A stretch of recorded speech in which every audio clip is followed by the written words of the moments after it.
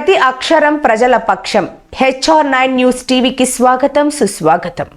ఉమ్మడి అనంతపురం జిల్లా హిందూపురం పార్లమెంట్ అభ్యర్థిగా కాంగ్రెస్ పార్టీ తరపున సమద్ షాహీన్ కు సీటు కేటాయించినట్లు వెల్లడి. హిందూపురం నుంచి ఎంపీ బరిలో సమద్ షాహీన్ బరిలో ఉన్నట్టు విశ్వసనీయ వర్గాలు వెల్లడి.